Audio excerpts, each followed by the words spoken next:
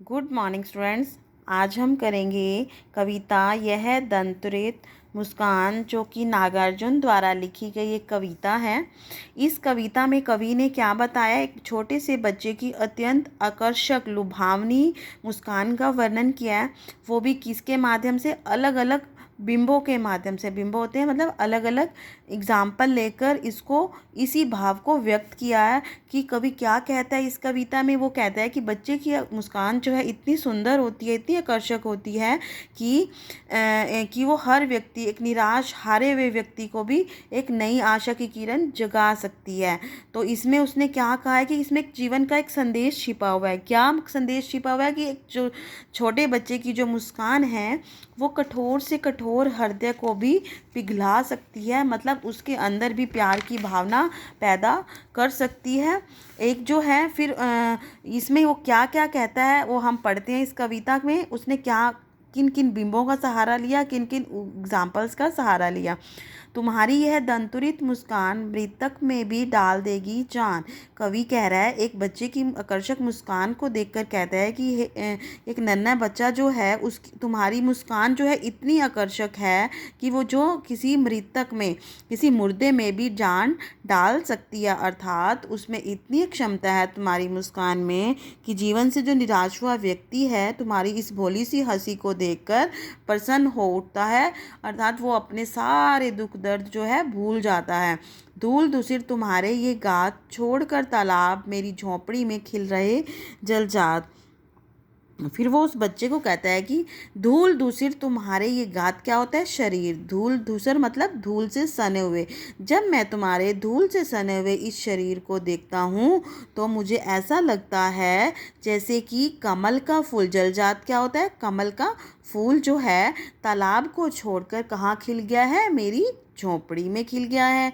परस पाकर तुम्हारा ही प्राण, यानी कि तुम्हारे स्पर्श को पाकर वो क्या हो गया है, वो है प्राण। उसके अंदर एक नए प्राण का संचार हो गया है, नए प्राणों का संचार हो गया। वो बहुत ही अच्छे से खिल उठा है। छू गया तुमसे, पिघल कर जल बन गया होगा कठिन पाषाण।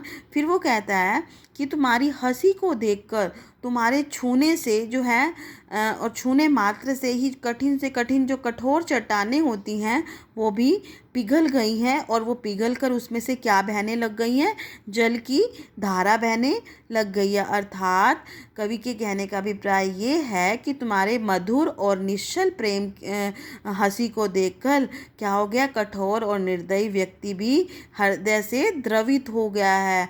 द्रवित मतलब उसका हृदय पिघल गया है, उसके अंदर भी प्यार की भावना वास करने लग गई है। छू गया तुमसे कि झरने लग पड़े शेफालिका के फूल। कहते हैं कि पत्थरों से तो पानी बहने लग गया, और क्या होना है, कहते कि चाहे बांस का पेड़ हो या बबूल का पेड़ हो, उससे भी क्या फूल, क्या बरसने लगे, शेफालिका के फूल बरसने लगे हैं। अर्थात शेफालिका के फूल क्या होते हैं, यानी कि जो एक सॉफ्ट से फूल होते हैं। एक बांस होता है, एक बबूल का पेड़, और जो कांटेदार पेड़ होते हैं ना, वहाँ वहाँ से भी क्या उगने लग गए हैं, फूल खिलने लग गए हैं। लिखा है ना, बांस था कि बबूल, यानी कि चाहे बांस का पेड़ हो या बबूल का पेड़ हो, उनसे क्या छू गया। लेकिन उनको अगर तुम्हारी हंसी ने छू लिया, तुम्हारे स्पर्श ने छू लिया, तो वो क्या होगे, वहाँ से क्या होगे, बांस और बबूल के पेड़ से भी शेफालिका के फूल जो है झड़ने लग पड़े हैं। फिर वो क्या कहता है, तुम मुझे पाए नहीं पहचान, देखते ही रहोगे अनिमेष। वो क्या कह रहा है कि कवि कहता है कि तुम मुझे नहीं पहचान पाए। क्यों, कवि ऐसा क्यों कह रहा है, क्योंकि वो जो काफ़ी दिनों से कहीं बाहर देश गया हुआ था, जिसके कारण जो है बच्चा जो है उसको पहचान नहीं पा रहा है, इसलिए वो उसको ऐसा संबोधित कर रहा है कि तुम मुझे पहचान नहीं पाए हो, देखते ही रहोगे अनिमेष। क्या तुम मुझे ऐसे ही एकटक होकर देखते ही रहोगे। अनिमेष होता है एकटक होकर देखना, यानी कि वो बच्चा जो है टकटकी लगाकर उसे लगातार देखे ही जा रहा है। तो वो कहता है कि थक गए होगे तुम, क्या मैं अपनी आंखें फेर लूं, यानी तो मैं अपना फेस उधर कर लूं, अपना मुंह उधर फेर लूं, जिससे कि तुम मुझे देख देख कर थक गए होगे। एकटक तुम मुझे देख रहे हो, जिसके कारण तुम थक गए होगे। मुझे लगता है कि मुझे अपना मुंह जो है उधर फेर लेना चाहिए। क्या हुआ यदि हो सके परिचित ना पहली बार। फिर वो उसको अपने आप को ही सांत्वना देता है कि ऐसा फिर क्या हो गया अगर पहली बार जो है बच्चा मुझे पहचान नहीं पाया। यदि तुम्हारी माँ ना माध्यम बनी होती आज मैं ना सकता देख मैं ना पाता जान तुम्हारी यह दंतुरित मुस्कान। फिर वो कहता है बच्चे को कि अगर तुम्हारी माँ जो है माध्यम ना बनी होती तो मैं तुम्हें ना देख पाता, ना तुम्हें जान पाता और ना ही तुम्हारी ये मुस्कान, मधुर मुस्कान जो है देख पाता। कहने का क्या अभिप्राय है कवि के कि बच्चे और पिता के बीच का जो माध्यम कौन बनता है, माँ ही बनती है। उनके बीच के प्रेम का माध्यम होती है माँ। उनके सानिध्य, बच्चा और पिता के जो सानिध्य होता है वो किसके माध्यम से उन्हें मिलता है, माँ के माध्यम से। फिर वो कवि क्या कह रहा है, धन्य तुम, माँ भी तुम्हारी धन्य है।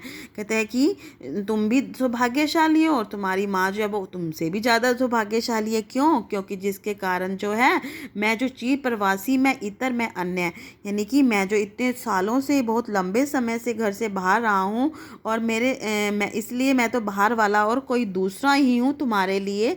लेकिन तुम्हारी माँ और तुम बहुत ही सौभाग्यशाली हो जिसने मुझे क्या है तुम्हारी मुस्कान से परिचित करवाया।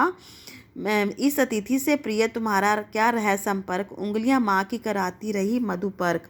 कवि कह रहा है कि मेरे प्रिय बच्चे, मैं तो तुम्हारे लिए किसी अतिथि की भांति ही, अतिथि से प्रिय यानी कि मैं किसी मेहमान की तरह ही हूँ।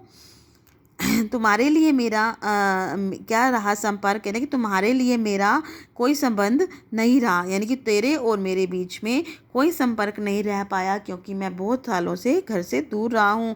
तुम्हारे लिए तो मैं एक अनजान व्यक्ति ही हूँ। और क्या कहा है, उंगलियां माँ की कराती रही है मधुपर्क, देखते तुम इधर कनखी माँ, यानी कि जब मैं अनुपस्थित था, जब मैं तुम्हारे पास नहीं था, तब तुम्हारी माँ ही आत्मीयतापूर्ण तुम्हारा पालन पोषण करती रही है। मधुपर्क क्या होता है, आत्मीयतापूर्ण, आत्मीयता बहुत अच्छे तरीके से माँ बाप दोनों की जो वो ड्यूटी निभा रही थी, इसलिए उसको कौन सा शब्द प्रयोग किया गया है, मधुपर्क।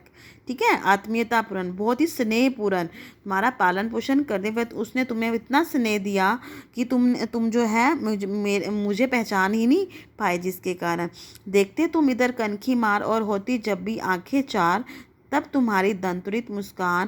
कहते कि तुम मुझे कनखियों से देख रहे हो, अर्थात तिरछी आंखों से देख रहे हो, और जब मेरी और तुम्हारी आंखें मिलती हैं, आंखें चार होना मतलब आपस की दोनों की आंखें जब मिलती है तो तुम एक बहुत ही अद्भुत सी तुम्हारी मुस्कान चेहरे पर आ जाती है। ठीक है, और वही तुम्हारी दांतों से युक्त मुस्कान जो है मुझे बहुत ही अच्छी लगती है।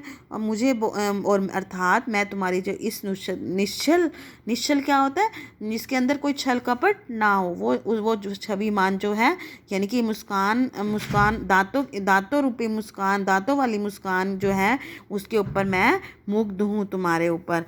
Okay student.